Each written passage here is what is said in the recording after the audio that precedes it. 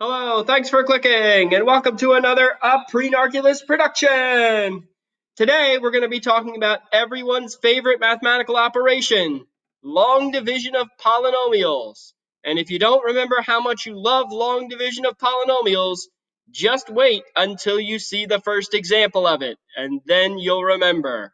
All right, so let's get started with the idea of division. So if I want to divide polynomials, there's three different ways here to write that quotient. Okay, we have the sixth grade, fourth grade style, whatever it was, fourth, fifth, sixth grade style, with the little division sign in the middle. Okay, and then the bottom two are similar to one another. Okay, the one on the bottom, all right, is with the fraction bar, and the one above it just takes the x plus 3, moves it to the numerator, and makes it x plus 3 to the negative 1 power. Okay, all three of them mean that you're going to divide the polynomials. All right, so before we start dividing polynomials, let's remember how to divide numbers. Okay, so we're going back to fourth grade here. We're going to take 8693 and divide by 41. So fourth grade style, that would look like this. 41 goes into 8693. Okay, now if you remember some quick definitions, 41 is called the divisor, 8693 is called the dividend, and then the answer you get on top is called the quotient. Okay, and if there's anything left over, we call that the remainder, right? All right, so there's your four key terms that you need for long division. Okay, so here we go. We're going to start dividing. We need 41 to go into 8, but it doesn't go into 8, so we're just going to skip that and try 41 into 86. 41 goes into 86 two times. So now if you remember from fourth grade, they told you to do 41 times 2.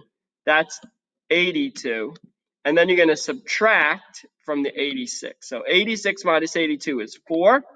Bring down the 9. Okay, and now we're going to do 41 into 49. So 41 goes into 49 one time.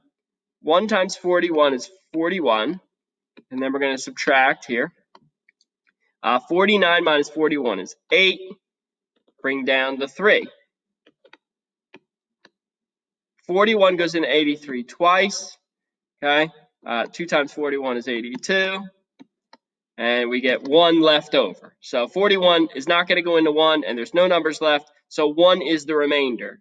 All right, so when you were a kid, okay, probably in fourth grade, they taught you to write 212R1, right? Remainder 1. And then when you moved up to sixth grade, they said, no, it's not really remainder 1. It's 212 and 141st. Take the remainder and put it over the divisor. Okay, the divisor was 41, so we took the 1 and put it over the 41. So your answer is 212 and 141st. Okay, that would be your quotient. All right, that's your answer. Okay, and this is the way we tend to, well, we always write division of quotient or division of two numbers at this point. All right, we don't write it with the R1 anymore. Okay, all right, so that's how you divide numbers. Now, let's go remember how you divide polynomials. Here we go. So I want to take 2x squared minus 4x plus 3 and divide by x plus 3. Okay, so I want to take x plus 3 as my divisor and put it into 2x squared minus 4x plus 3. All right, so I need to know x times something has to give me 2x squared. All right, so I know that. That's a 2x, right? X times 2x is 2x squared. So now, I'm going to take 2x and I'm going to distribute it to both of these terms in the divisor, okay, so that I can write it here under the dividend. 2x times x is 2x squared. 2x times 3 is positive 6x. But I'm going to subtract inside with the dividend. Okay, so I'm going to subtract anything that I see. So 2x squared minus 2x squared is 0. Then I have negative 4x minus 6x. Okay, negative 4x minus 6x, which is negative 10x. Bring down the positive 3. All right, now we're going to go again. x times negative 10 would give me negative 10x. So negative 10 times x is negative 10x. Negative 10 times 3 is negative 30. And then you're going to subtract, okay, whatever you put down there. So negative 10x minus negative 10x. Well, two negatives make a positive, so that's 0. 3 minus negative 30. Two negatives make a positive, so 3 plus 30 is 33. So x doesn't go into 33, so the remainder is going to be 33 over x plus 3. And this quotient is the correct answer. Okay, 2x minus 10 plus 33 over x plus 3. All right, that's how you long divide polynomials. Okay, you did this last year. All right, so we're going to do, I think we got two more, I think, planned. So here we go. So let's try 6a cubed minus 3a squared plus a divided by 2a plus 5. Okay, so we got 2a plus 5 has to go into 6a cubed minus 3a squared plus a. All right, so 2a times 3a squared would give me the 6a cubed that's down here. So 3a squared times 2a is 6a cubed. 5 times 3a squared is plus 15a squared. Now we're going to subtract whatever we put in the under the dividend. 6a cubed minus 6a cubed is 0.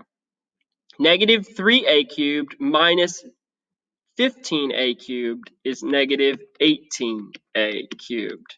Bring down plus a. Okay, 2a times negative 9a would give me, oops, should not be an a cubed, it should be an a squared, right? Sorry, that should be an a squared. All right, so we have 2a times negative 9a will be negative 18a squared. So that's negative 18a squared. Then we have 5 times negative 9a is negative 45a. And now we're going to subtract whatever's there. So negative 18a squared, well, two negatives make a positive. So plus 18a squared is 0. A, two negatives make a positive. So a plus 45a is 46a. Okay, and then there's nothing else to bring down here. Some people bring down a 0. Some people just leave it be. Yeah, you can do it either way. All right, so now one more time. 2a times, looks like 23 will give me 46a, right? So that's 46a. And then 23 times 5 is 115. 115, yep.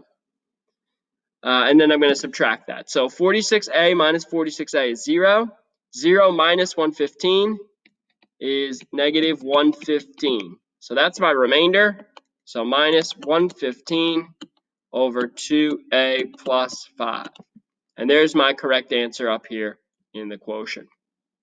Okay? All right. So with that being said, now it's your turn.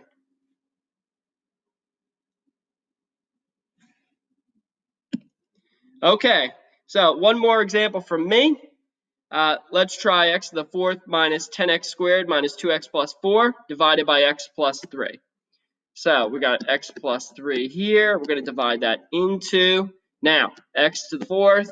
Your teachers last year probably taught you that if you were missing any of the terms in order, to put a 0 in its place, just to hold its place in case anything has to go underneath it. So there are no x cubed terms.